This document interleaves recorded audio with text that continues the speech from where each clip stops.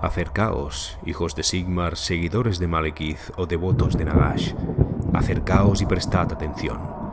Empieza la hora de los escribas del viejo mundo.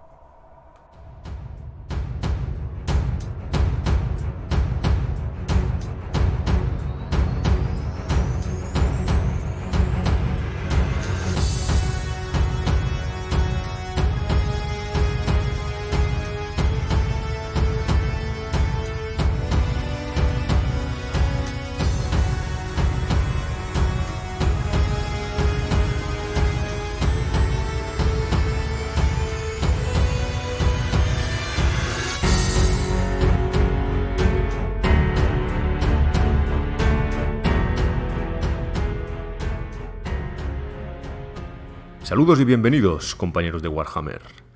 Hoy os traemos el análisis de una nueva novela sobre enanos, El custodio de agravios. Pero ojo que este título no os confunda. No se centra en el alto rey Thorgrim, conocido como custodio de agravios, sino en el menos conocido rey Barundin de Zufbar. El bueno de Thorgrim tiene su propio libro, desgraciadamente escrita por David Gaimer, pero aún no le he hincado el ojo. Pero antes me gustaría agradeceros a todos la enorme acogida que ha tenido el último videoinforme de batalla, o más bien el documental, que hemos subido al canal sobre la tercera batalla del Paso del Fuego Negro. En 2 semanas ha tenido casi 10.000 visualizaciones y un montón de aficionados se han suscrito a nuestro canal de YouTube. Me gustaría agradecer especialmente a aquellos de vosotros que nos habéis escrito felicitándonos por el trabajo, ya sea a través del canal, del correo electrónico, de Instagram o cualquier otro canal. Y la verdad es que os puedo asegurar que es un auténtico placer recibir estos mensajes y que nos empuja a seguir haciendo este tipo de contenido. Y la verdad, no os imagináis lo cierto que hay detrás de estas palabras.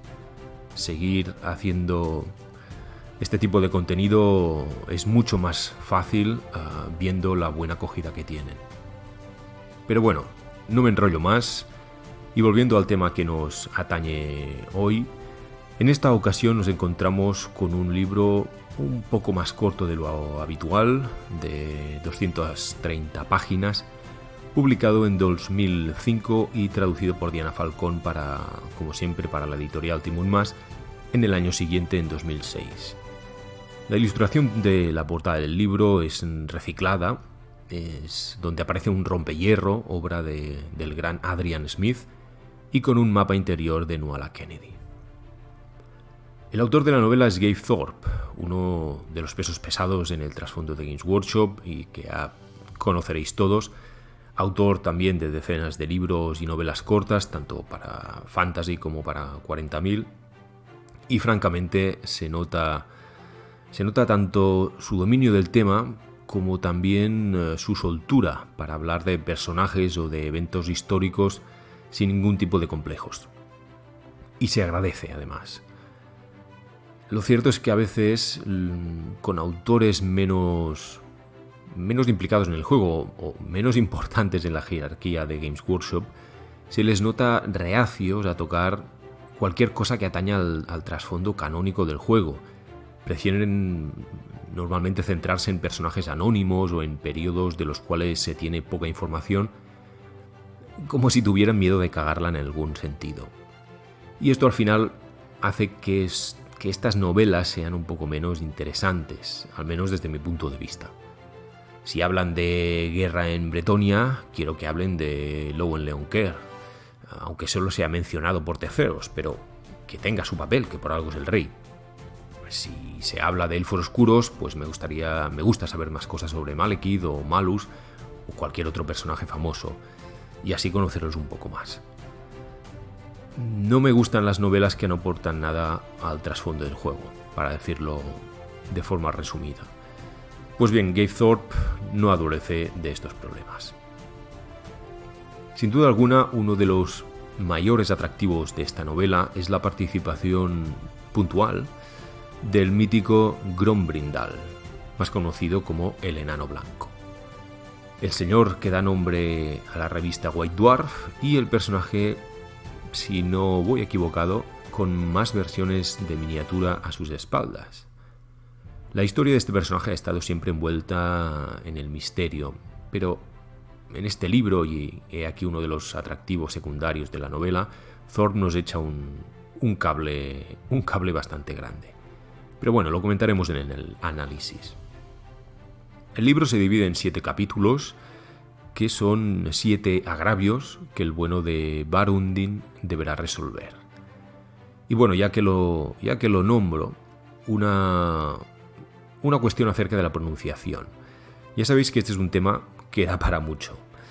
La verdad es que no podría asegurar si el autor quería llamarle Barundin o, el caso menos probable, Barundin, el muy pillín, que sería gracioso, pero le quitaría bastante épica al asunto.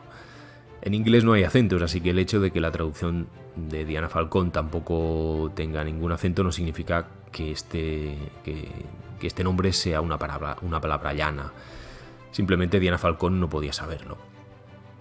Ahora bien, teniendo en cuenta que la mayor parte de nombres de enanos se pronuncian con la sílaba tónica al inicio, como Garagrim o Thorgrim o Cazador, pues voy a seguir por ahí y le llamaré Barundin. Puede estar equivocado, pero es lo que me ha parecido más lógico. Sí que hay un sitio donde podemos sacar la correcta pronunciación del Warhammer Total War. Y por ejemplo, en el tráiler cinemático donde aparece precisamente Thorgrim, donde repasa el libro de los agravios, dice Karak y no Karak, que es como lo pronunciaba yo hasta ahora. Así que, bueno, ya sabéis, es un poco más de información que nunca está de más. Y dicho esto, sin más preámbulos, vamos allá.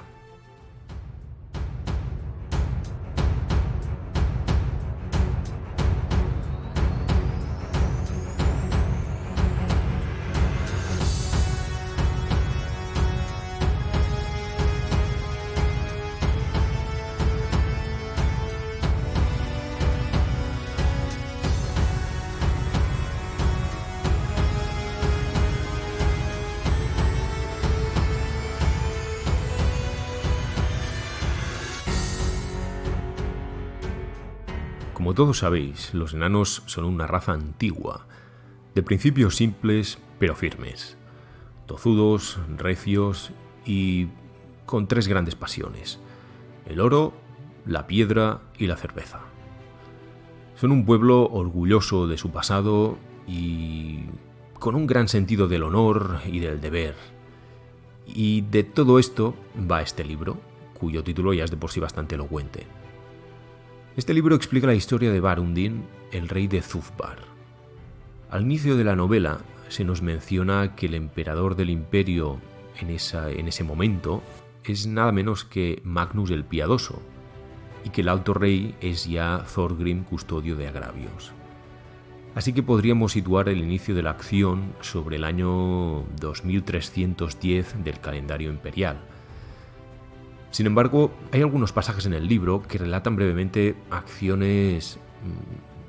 acontecimientos llevados a cabo por los enanos en fechas muy anteriores, desde las campañas del rey Snorri Barbablanca y Malekith contra las hordas del caos, pasando por la Guerra de la Venganza y terminando con acontecimientos inmediatamente anteriores a la fecha de inicio de la novela. Para aquellos que no sepan dónde se encuentra Thufbar, se trata de una de las pocas fortalezas originales que aún siguen en pie y en poder de los enanos en las montañas del fin del mundo. ¿Recordáis el podcast donde analizamos el libro El quebrantador de juramentos? Ese libro se situaba en Karak Barn, a orillas del gran lago Aguas Negras. Pues bien, Thufbar se encuentra inmediatamente al norte de esta posición, también a orillas del mismo lago, pero en su parte septentrional. De hecho, hay una enorme cascada que sale del Aguas Negras y parte el río circula hacia el imperio, pues esa cascada es la fuente de energía principal de las numerosas máquinas, hornos, transportes y demás mecanismos de la ciudad de Zufbar, que en este sentido es conocida también por su gremio de ingenieros, que es el gremio de ingenieros más importante, más notorio actualmente del mundo del reino de los enanos. Al comienzo de la novela, el rey de Zufbar es Throndin Corazón de Piedra, el padre de Barundin, y recibe una petición de ayuda de un conde imperial llamado Silas Besal de Uderstir, de un condado que se llama Uderstir. Nos encontramos justo después de la Gran Guerra contra el Caos y una horda de pieles verdes está saqueando las tierras del conde. Unas tierras que por su nombre pues, deberíamos situar a orillas del río Styr. El emisario del conde le entrega un cofre lleno de oro para costear los gastos, así que Throndin acepta acudir en su ayuda. Pero bueno, de hecho, el cofre de oro no hubiera sido ni siquiera necesario, dado que esa misma horda de orcos y goblins había matado en batalla al primogénito del rey hace menos de un año. Y ya Throndin andaba detrás de ellos para cobrarse su venganza. Así pues, el ejército de Zufbar se prepara para la guerra. Le acompañan su hijo Barundin, que tiene por aquel entonces unos 50 años, y Arbrek, el anciano señor de las runas de la ciudad. Mientras el ejército marcha hacia las tierras del conde en el imperio, se cruza con un par de personajes interesantes. El primero de ellos es un ingeniero que había sido expulsado de Zufbar tiempo atrás, por ser demasiado novedoso en sus inventos, cosa que pasa a menudo con los ingenieros. Su nombre es Rimbal Wanazaki, que tiene nombre de samurái, pero no, es ingeniero enano. Que fuera expulsado por ser demasiado, digamos, moderno con sus artilugios, viniendo de Zufbar, no es poca cosa, ya que esta ciudad, como os decía, es considerada bastante moderna o incluso demasiado moderna por el resto de los enanos. Bien, el caso es que Wanazaki aterriza con su girocóptero delante del ejército y le indica al rey dónde se encuentra la horda en esos momentos, muy cerca de la frontera con la asamblea donde viven los halflings. Y luego parte de nuevo, se va. Según han oído los enanos, el emperador Magnus está creando una escuela de artillería en Nuln y piensan que Wanazaki, después de haber sido expulsado de Zufbar, puede haberse establecido ahí. En cualquier caso, el ejército reemprende su marcha hacia esa dirección. Y he aquí que al cabo de unos pocos días se les cruza un nuevo personaje por el camino. Se trata de una figura encapuchada, con una gran hacha rúnica colgada a su espalda y que luce una barba muy larga de color blanco. Bueno, supongo que ya estas pistas pueden deciros por dónde va la cosa. Mientras hacen un alto en el camino para descansar, este enano encapuchado se acerca a hablar con el rey. Le dice que conoce a esa tribu de orcos y que hace un año acudió en auxilio del ejército de su hijo, pero que por desgracia no llegó a tiempo para poder salvarle. Le advierte también que en batalla no debería confiar ni en los hombres ni en su oro. Lo que debe confiar es en el temple, en la veteranía de sus guerreros. Pero Throndin en ese momento no está de humor y despacha al enano sin demasiados miramientos.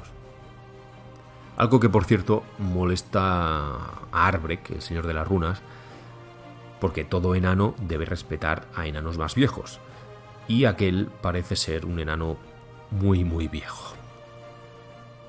Sea como fuere, finalmente llegan a un pequeño pueblo de la asamblea, y allí es donde se reúnen con las tropas del conde Besal. Y ambos establecen su campamento al lado del pueblo de halflings.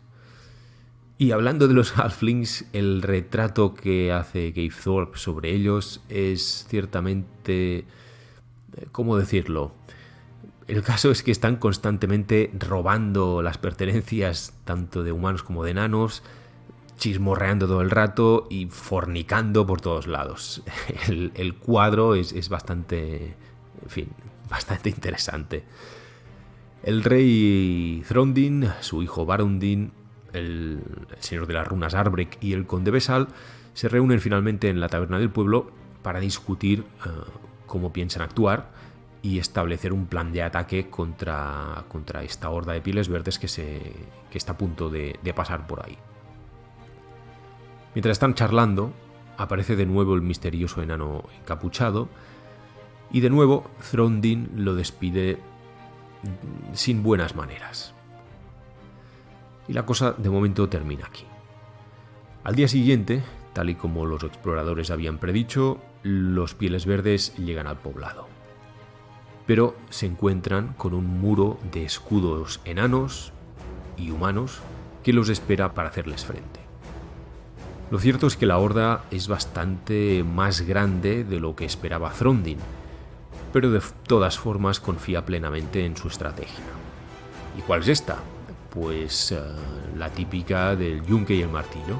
Mientras los enanos actuarán como yunque para detener la acometida de la marea verde, los caballeros del conde Besal serán el martillo que aplastará a los orcos por los flancos. Así que Throndin planta su piedra del juramento ante sus camaradas y jura por las barbas de su abuelo que de ahí no lo mueve nadie. La batalla que viene a continuación empieza siguiendo el guión establecido, tal y como todo estaba previsto. Después de una andanada de disparos de arcabuces y cañones, los orcos llegan a las líneas enanas y empieza entonces el combate cuerpo a cuerpo. Barundin y su padre hacen una verdadera carnicería, aunque los orcos están presionando muy fuerte y son muy numerosos. Y entonces, cuando llega el momento en que los caballeros de Besal tendrían que cargar, se oye un sonido de trompeta. Pero no es la señal de carga, la señal que esperaba Throndin, sino la señal de retirada. Asustados por el gran número de pieles verdes, el conde decide tocar retirada y abandonar a sus aliados enanos a su suerte. Throndin, por supuesto, maldice en voz alta, pero poco más puede hacer. Al ver a los humanos huir, los orcos aún aprietan más y un regimiento de jinetes de jabalí carga directamente contra el rey. Una de las lanzas impacta contra el cuerpo de Throndin y cae al suelo mientras su guardia de martilladores trata de salvaguardarlo. Barundin se lanza hacia él para tratar de rescatarlo, y entonces otro orco se lanza contra él. Pero entonces, con la fuerza y la rapidez de un rayo, aparece una hacha rúnica en medio del campo de batalla que destruye al orco y empieza a hacer una carnicería espectacular entre los pieles verdes. Se trata efectivamente del enano encapuchado, que no es otro que Grombrindal, el enano blanco. Su furibundo ataque da un respiro a los enanos y les insufla nuevos ánimos, mientras el señor de las runas Arbrek consigue entonces provocar un estruendo tan potente que abre un surco, un agujero en la tierra en medio del ejército enemigo y lo deja dividido. Un profundo abismo. Y entonces los enanos empiezan a retomar la iniciativa y a empujarlos hacia el abismo. Finalmente la batalla se gana, con muchos de los orcos muertos, muchos otros que caen por ese agujero abierto por Arbrek y el resto que había quedado separado huyendo en desbandada.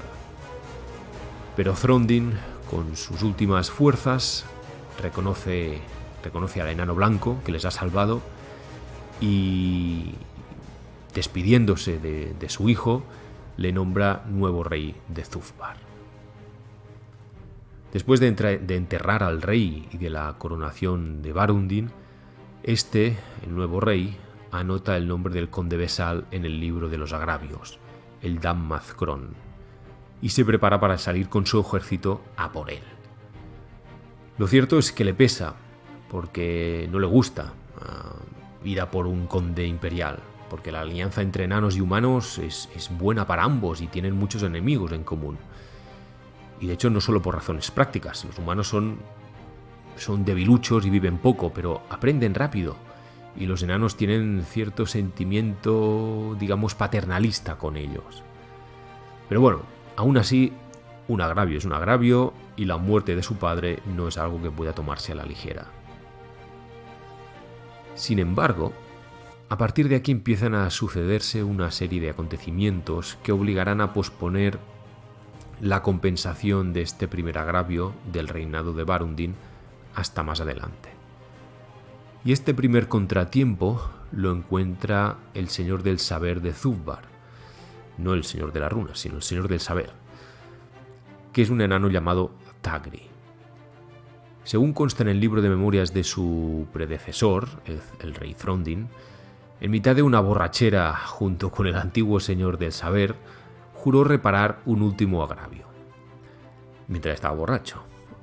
Por lo que se ve, el concepto último agravio es una antigua tradición y es aquel agravio que un rey tenía por objetivo cumplir antes de morir.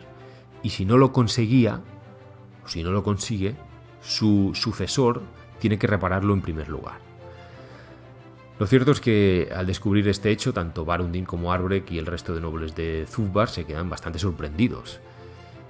Pero eso no es nada comparado con el contenido del agravio. ¿De qué va este agravio? Pues supongo que, en fin, animados por la borrachera, Throndin juró recuperar las minas de Grungankor Stokril. ¿Y dónde están estas minas? Pues estas minas se encuentran cerca del monte Gunbat, en el este, y fueron perdidas a manos de los Pieles Verdes hace unos 2000 años. Por tanto, la tarea que se le viene encima al rey Barundin no es poca cosa. Recuperar las minas de las cercanías del monte Gunbat, que hace 2000 años que están en poder de los orcos y goblins. Pero bueno, como decía, un agravio es un agravio, así que Barundin ordena prepararse para la guerra. Y lo hacen durante los siguientes 5 años. Las cosas en el mundo de los enanos se hacen lentamente, pero se hacen bien. Me gusta mucho este ritmo que se repite a lo largo de toda esta novela. La verdad es que, comparado con otras novelas, las cosas pasan muy despacio, pasan muchos años entre una cosa y la otra, y eso está bien. Es un ritmo adaptado a la vida de esta raza y no a la de los humanos como estamos acostumbrados. Sin embargo, cuando ya les falta poco para terminar los preparativos para ir a recuperar estas minas, otra amenaza se cierne sobre ellos. Y es que, de repente, algunos mineros empiezan a desaparecer en las minas más profundas de la ciudad. Y cada vez con más frecuencia. Así que, si estamos hablando de desapariciones de enanos en las minas más profundas, ya os imaginaréis quién está detrás. Skavens. En efecto, los exploradores que son enviados a investigar estas desapariciones empiezan a encontrar rastros de hombres rata. Esos los que vuelven, porque también otros desaparecen durante su misión. Está claro que Zufbar no puede marchar a la guerra en otro lugar cuando una invasión llama a la puerta. Eso sí, los Skavens han escogido el peor momento para atacar, cuando los enanos llevan varios años preparándose precisamente para una guerra, aunque no fuera contra ellos. Así que Barundin finalmente orquestra una campaña de limpieza de túneles hasta encontrar la madriguera de sus enemigos. Bien, esta guerra se alarga durante 17 años, tal cual. Las minas de Zufbar son inmensas y a esto hay que añadir la red de túneles Skavens mucho más difíciles de seguir, de cartografiar y de controlar. Poco a poco, escaramuza tras escaramuza, Barundin y sus guerreros, especialmente rompehierros, al mando de un tal Tharonin, van limpiando las cavernas. y una vez asegurados ciertos túneles y cámaras, los ingenieros y los mineros se aseguran de tapiarlos o directamente echarlos abajo. Y a la vez también Barundin va tomando experiencia como líder, como general. Se enfrentan a esclavos, a guerreros, ratas ogro e incluso Albrecht tiene un duelo contra un vidente gris. Al final logran llegar hasta la madriguera de las ratas, donde se encuentran con varias de las criadoras, de las ratas criadoras, que tan bien describimos cuando tratamos el libro El quebrantador de juramentos. Así que no voy a repetir el asco que da este tipo de criaturas. Los guardias huyen, los guardias de estas ratas, huyen al ver que se encuentran en inferioridad numérica y los enanos empiezan a limpiar la zona. Y matan a todo Kiski. Encuentran también un montón de artefactos y mobiliario enano que les habían robado. Y cuando terminan de matar a esas criadoras, les meten un bombazo en la caverna y la destruyen completamente. Así que, terminada la guerra, los ingenieros de Zubbar invitan al rey a su consejo. Como apuntaba anteriormente, Zubbar es una ciudad donde este gremio de ingenieros tiene un peso especialmente importante comparado con otros Karaks. De hecho, el poder político la influencia de este gremio es casi equiparable al del propio rey. Y estos enanos están preocupados porque la guerra contra los Skavens ha provocado una disminución del trabajo en las minas y por tanto también de la producción. Y esto es especialmente grave por cuanto ha retrasado la finalización de las obras de un elemento de vital importancia para la ciudad, la nueva cervecería. Un proyecto que lleva varias décadas en construcción. La guerra no es buena compañera del comercio y quieren saber a ver cuándo se abrirán las rutas comerciales de nuevo y podrán volver a trabajar en ello. Y además se encuentran en un punto muerto, porque el ingeniero que llevaba las obras de esa cervecería no era otro que Wanazaki, ese ingeniero que habían expulsado hace años por ser demasiado moderno.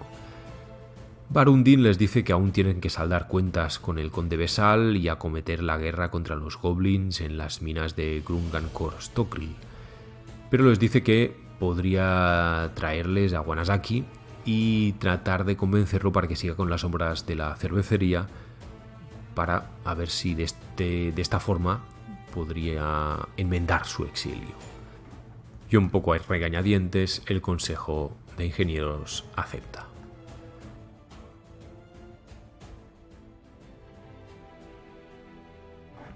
Así pues, Barundin envía exploradores para tratar de encontrar el rastro de Wanazaki, y estos le informan de que su girocóptero ha sido avistado tanto en la zona de Karakbarn como en las Montañas Negras.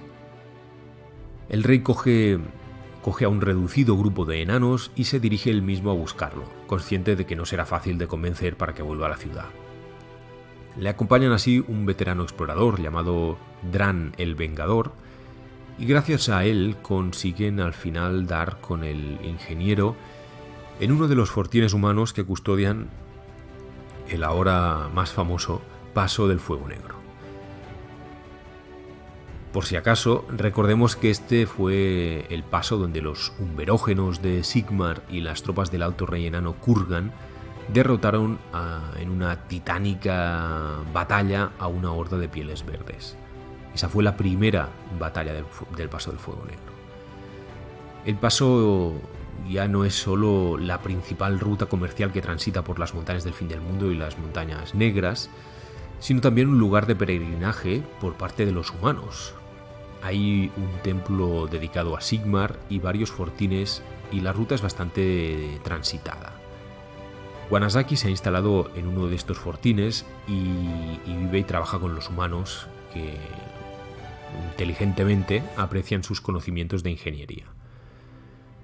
Al final cuesta lo suyo, pero Barundin logra convencerlo para que vuelva a Zubbar y ayude a terminar la famosa cervecería. 3 años más tarde, y gracias a la ayuda de Wanazaki, la cervecería entra al fin en funcionamiento de nuevo. En la inauguración, Barundin lanza una arenga a sus enanos para estar orgullosos de lo que han conseguido y para ir aún más allá.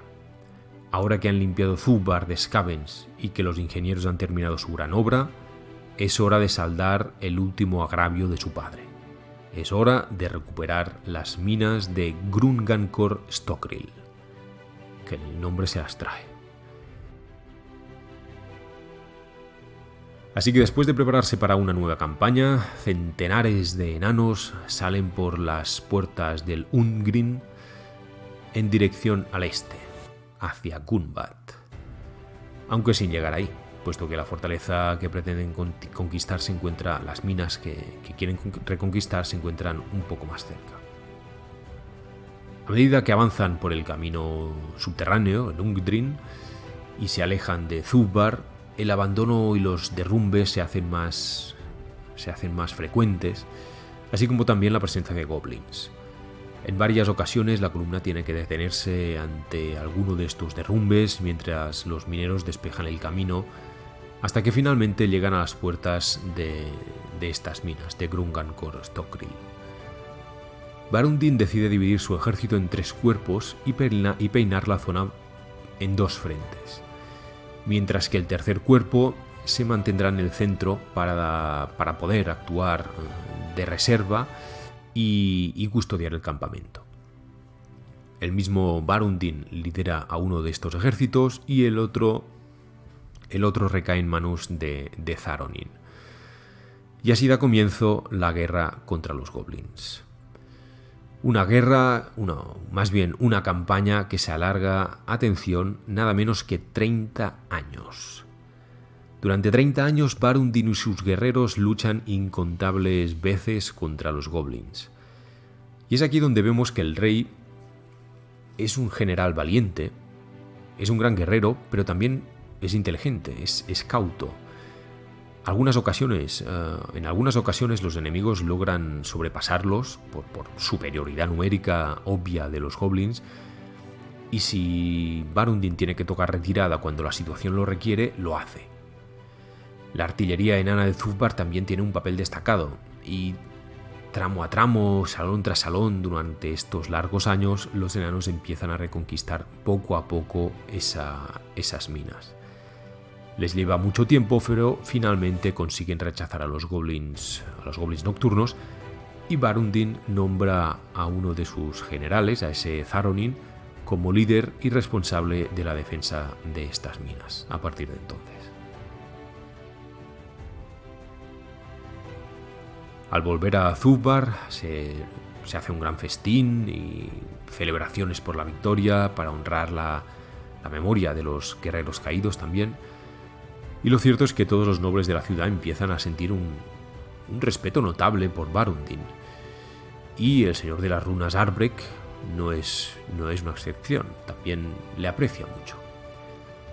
Así que al final Arbrek decide enseñarle al rey aquello en lo que ha estado trabajando en secreto desde que el propio Barundin nació. Y es un trabajo que le encargó su padre. Ha estado trabajando en un arma rúnica los últimos 170 años.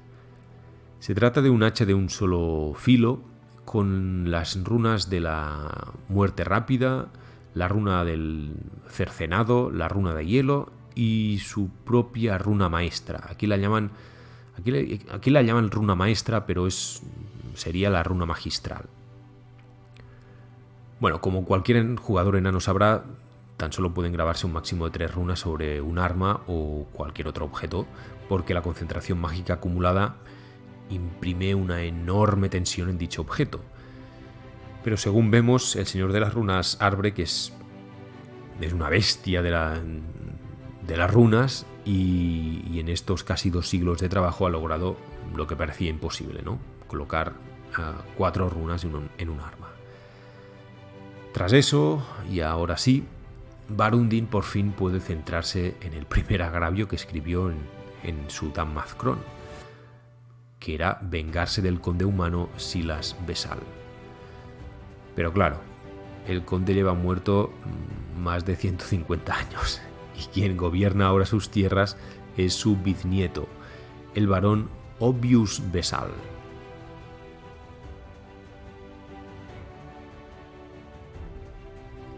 Barundin manda a Dran el Vengador, ese explorador, al feudo del humano, como al feudo del conde, como embajador, para pedirle una indemnización y así pues evitar la guerra. ¿Cuál es esa indemnización? Pues en primer lugar una disculpa. Luego el barón tiene que abdicar y exiliarse de sus tierras. Se le entregará a Zubbar el cuerpo del traidor Silas Vesal y por último la entrega de la mitad de las riquezas y de las tierras de los Vesal. Le da 40 días para responder a la demanda o los enanos irán a la guerra.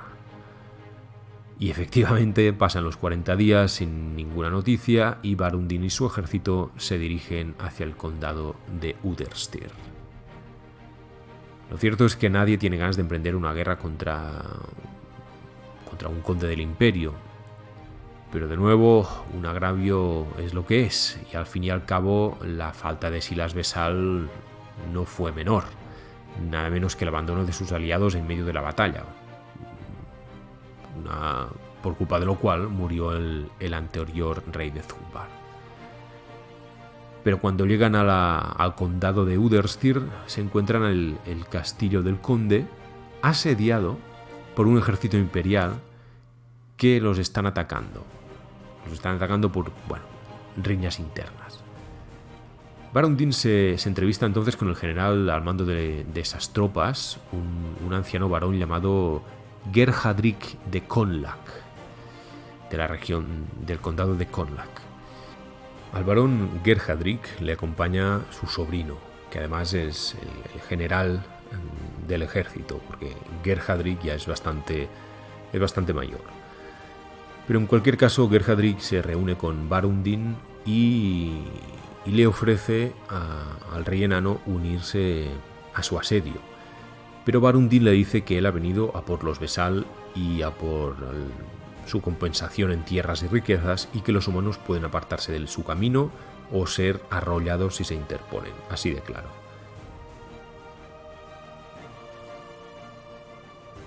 El barón no acepta de ninguna de las maneras que estas tierras pasen a ser dominio de Zubbar, pero dado que cuenta con menos tropas, dice que le deja vía libre a Barundin para atacar. Y así se hace. Gracias a la precisión y a la potencia de la artillería enana, un gran lienzo de muralla cae al día siguiente y los enanos entran al castillo acabando con la mayor parte de sus defensores. Los enanos se disponen a terminar con la mayor parte de los defensores cuando de pronto aparece el sobrino del barón Gerhardrik y se interpone entre ellos y los últimos defensores que están pidiendo clemencia. El sobrino le cuenta a Barundin que su tío en realidad planeaba atacarlos por la espalda en cuanto entraran en el castillo, pero que él lo acaba de matar y que no quiere más muertes ni más guerras. Aunque asqueado por el acto del humano, lo cierto es que ha evitado un derramamiento de sangre enana y que francamente sus argumentos son lícitos. Así que Barundin acepta retirarse de esas tierras a cambio del tesoro de los Vesal y del cuerpo del último de sus varones.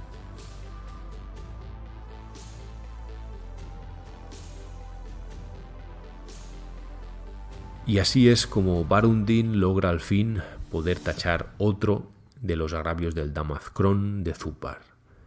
Y no solo eso, sino que además la ciudad ha reiniciado el comercio con el imperio, ha llenado su tesoro con el oro de los Vesal y Barundin tiene el amor y el respeto de su ciudad. Ahora, en estos momentos, ya tan solo quiere sentar un poco la cabeza. Así que la última parte del libro se centra en la búsqueda de una mujer enana de alguna de las casas nobles de otros Carracks. Pero no todas las noticias son buenas. Empiezan a llegar rumores de una nueva invasión del caos. en la cual están participando también los Dawizar, es decir, los enanos del caos, que sí que existen.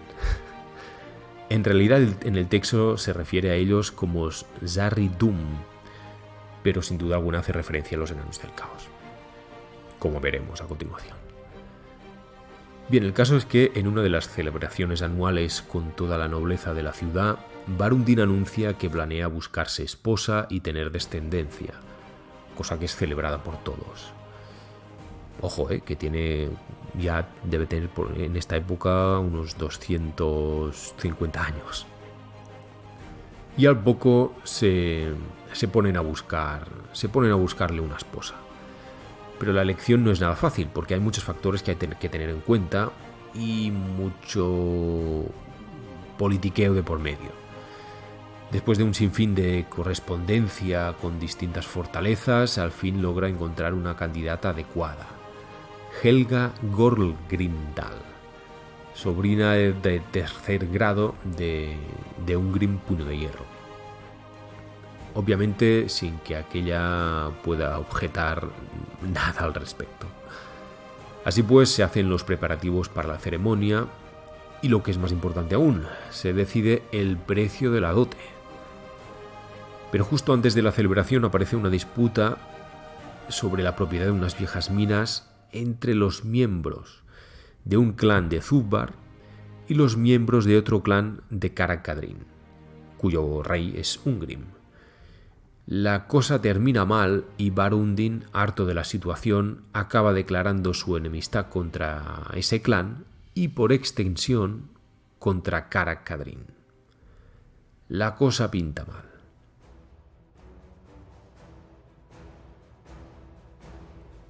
Y en el último capítulo del libro vemos al ejército de Barundin desplegando frente al ejército de Karak-Kadrin, con el propio Ungrim a la cabeza.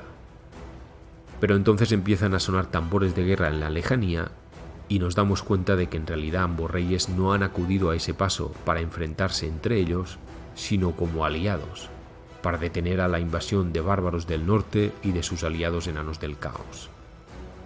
Esta horda está liderada por nada menos que Barde Krom, el heraldo de Archaon, que está tratando de invadir el imperio por el este. Así pues, Barundin y Ungrim unen sus fuerzas para detener esta fuerza de invasión. Entre ambos reúnen a miles de guerreros, pero de entre los de Zubbar destaca la concentración de artillería, y por parte del ejército de Karak-Kadrin obviamente destacan las docenas de matadores.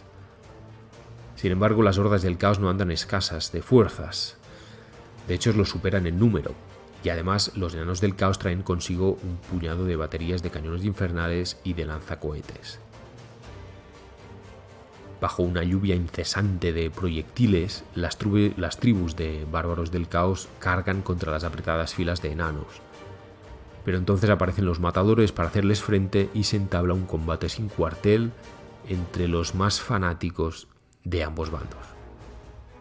Por su parte, los cañones infernales están causando cuantiosas bajas, pero uno de los cañones de Barundin logra abatir a uno de ellos, y otros dos cañones infernales caen debido a su inestabilidad demoníaca, cuando las almas que hierven en su interior logran desatar el cascarón del cañón y embestir a otro que estaba a su lado. Recordemos que los cañones infernales no son máquinas de guerra comunes, sino que tienen vida propia, son unas máquinas con demonios atados a ellas.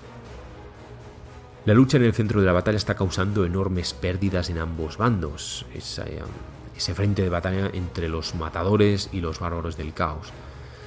Y por los flancos empiezan a progresar jinetes y máquinas de guerra del caos nunca vistas hasta entonces, como por ejemplo un coloso bípode con cabeza de toro creado por los enanos del caos. Este ingenio mecánico alberga varios ingenieros en su interior y está cargado con un montón de artillería. Pero entonces recibe el impacto de varios proyectiles en su flanco de una máquina de guerra que no habían visto. ¿Gracias a qué? Gracias a la runa de la invisibilidad. Efectivamente, aprovechando la sorpresa, varios enanos se lanzan hacha en mano contra la máquina y después de muchos esfuerzos por fin logran tumbarla. En el centro de la batalla el último de los matadores cae al fin, pero el número de cadáveres de los bárbaros del caos supera con creces las bajas de los enanos de Grimnir. Con el centro perdido sin haber alcanzado los flancos y con su artillería muy mermada, Bardek Krom decide tocar retirada. Cuando el último de los caóticos desaparece de la vista, Barundin y Ungrim se encuentran en el centro del campo de batalla y se felicitan por el trabajo bien hecho. Ungrim le dice que eso ha sido tan solo una parte del enorme ejército de Krom, y Barundin pretende quedarse para apoyarle, pero este se niega. Le dice que cumpla con su deber, que primero hay que casarse y que luego ya vendrá, ya habrá tiempo para la guerra. Barundin asiente mientras el señor del saber de Zufbar abre el libro de los agravios para anotar el nombre de todos los muertos que han caído en ese día. Y así el rey de Zufbar ve que hay un gran número de muertos y aunque son muchos los agravios que ha tachado, aún quedan muchos por resolver. Y así termina el custodio de agravios.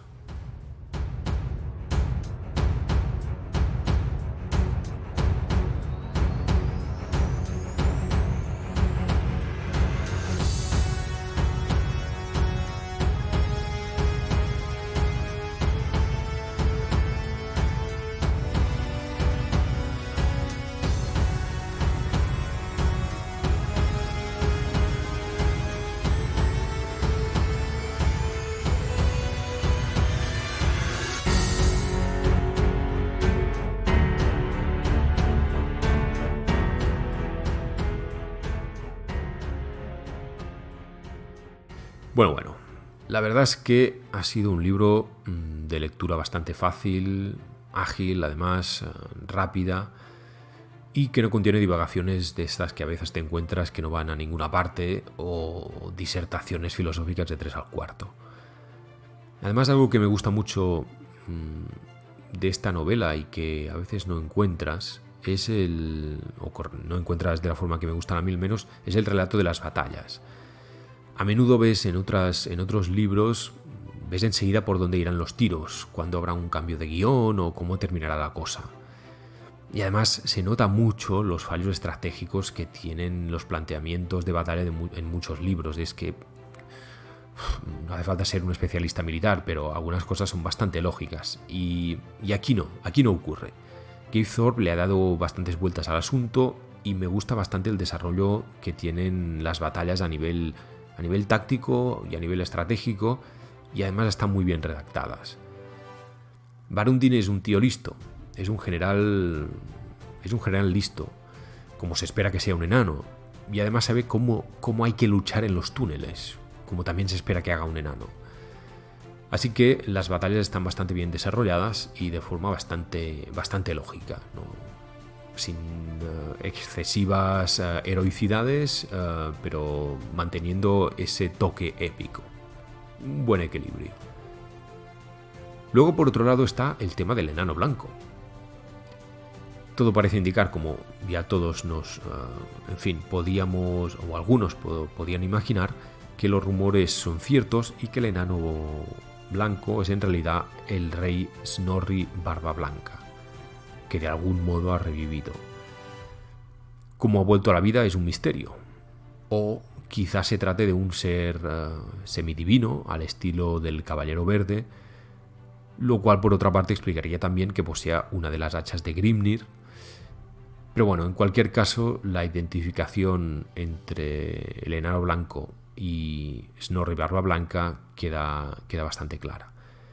Hay fragmentos del libro que están sacados directamente de la trilogía de la Guerra de la Venganza, donde este aparece y sin ninguna duda es el mismo personaje. Pero la confirmación más clara nos llega en la posterior novela del Señor del Fin de los Tiempos, donde Malekith reconoce a Grombrindal 5000 años más tarde de despedirse de él, de despedirse de Snorri Barbablanca en su lecho de muerte y le llama amigo mío. Esta es una escena del final del fin de los tiempos, una escena en que Malekith ve a Snorri y es una escena muy corta, pero desde luego cargada de emotividad. Sea como sea, que el enano blanco aparezca en una novela y le veamos actuar e interactuar con los personajes es siempre bienvenido. Y otro famoso enano que aparece es el muy carismático Ungrim Puño de Hierro, todo un clásico del trasfondo de Warhammer y con una legión de fans a sus espaldas. Matador y rey, es que no se puede ser más molón. Hay otras informaciones interesantes de aquí y allá a lo largo del libro, como por ejemplo que los cañones órganos solo tienen 500 años de antigüedad.